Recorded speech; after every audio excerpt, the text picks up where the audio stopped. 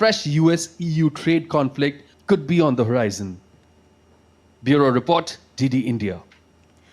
And to talk more about this, Ambassador Mohan Kumar, former Indian senior diplomat, joins us on the show now. Welcome, sir, to the program. Well, US President Donald Trump has asked all NATO members in Europe to increase their defense spending to 5% of the GDP, saying that the current situation is unfair to the US. Well, what does the NATO treaty say on defense spending?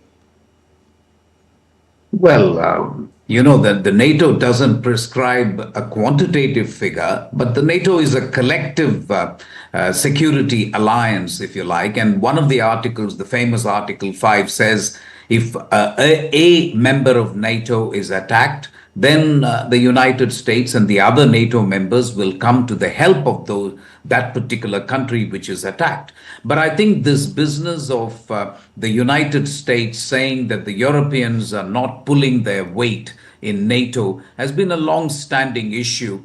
And I think the two things to note is something is fundamentally changing in terms of the United States, its relationship with NATO, and in turn, its relationship with EU. I think the MAGA movement in the US believes that Europeans have a relaxed lifestyle, they have a welfare state, and so on, only because they are not spending on defense adequately, and the United States is underwriting their defense. And then Secretary of State designate Marco Rubio, in his Senate confirmation hearing last week, said US wants to be a backstop for aggression against Europe and does not want to be the bedrock of security architecture in Europe. That is very important because United States has absolutely been the bedrock of European security architecture since World War II. If that is going to change, then I think the Europeans will have to sit up and take notice. The 5% figure, how much of it is genuine, how much of it is bluster, we don't quite know with Trump. But the fact is there are 32 nations in NATO and only 23 of them are spending 2%.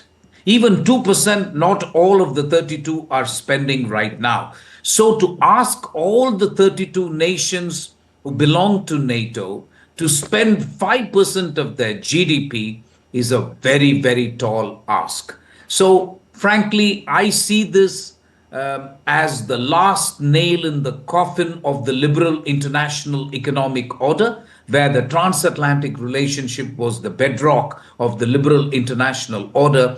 And that, I think, appears to be going away. So we can now definitively say goodbye to the liberal international order and start looking at a post-liberal international order. Trump is mainly or basically expediting this transition from a liberal international order to a very, very messy, unknown international order. And why have as many as 8 NATO members failed to meet even the current 2% target of defense spending? And what do you make of the Polish Prime Minister's statement that Europe needs to arm itself if it is to survive?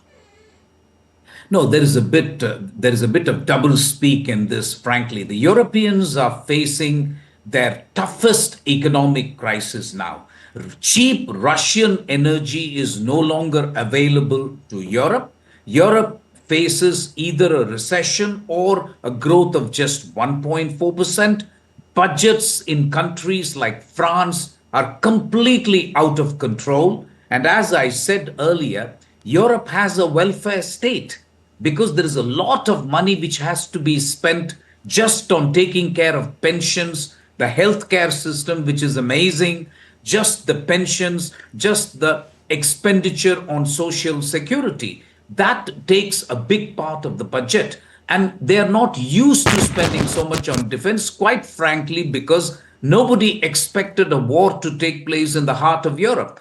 Putin has completely changed the paradigm in Europe that they will remain peaceful forever. So that is really the problem. Now, Polish Prime Minister can say that, listen, we need to arm ourselves, but Poland does not want to send troops to the border. If there is peace in Ukraine, Poland has said their soldiers will not be part of peacekeeping. So who is going to basically be part of peacekeeping operations in Europe. If there is a peace deal between Ukraine and Russia, it has to be the French, it has to be the Germans. So that really is the problem. It comes at a very, very bad time because the global economy is facing, except for United States, which is doing well, rest of the countries in the West are actually either facing a recession or a slowdown. And the economic center of gravity has shifted to the East, which means has shifted to China and a bit to India. So in these circumstances, asking these countries to spend 5% of GDP, I agree with your reporter that it is almost impossible for these countries to meet that target. And on the purely economic front, President Trump has also said that EU treats America very unfairly because they have a large tax and quote a VAT tax. He said it's a very substantial one. How accurate is this statement? Well, Trump has a way of looking at trade as a zero-sum game. So he is targeting EU, Canada, and China and Mexico. So far, not India, thankfully. But he's targeting all these countries because these countries enjoy a considerable trade surplus with the United States. That is, they export much more to the US than they import. So Trump believes that trade must be conducted on a basis where there is a bit of balance. That is, you allow me to export an X number of dollars, and I will allow you to export more or less X number of import dollars. Now, basically, any economist will tell you that this is absolutely the antithesis of free trade. Because if you understand free trade economics, it's based on comparative advantage. And countries which have comparative advantage in industries will export more. But Trump is not willing to buy that logic, and he believes that American farm products and American energy products like gas and petrol have not been sold enough in Europe. There is an old standing dispute between Europe and United States as to whether American chicken, for example, the hormone injected chicken, the genetically modified chicken, whether that is acceptable in Europe. So that is the other problem. Europe doesn't want American farm products, agriculture products, because they are against genetically modified food. So these are issues that Mr. Trump is choosing to gloss over at this point. He is just looking at the headline trade relationship between EU and America and saying that Europe should buy more.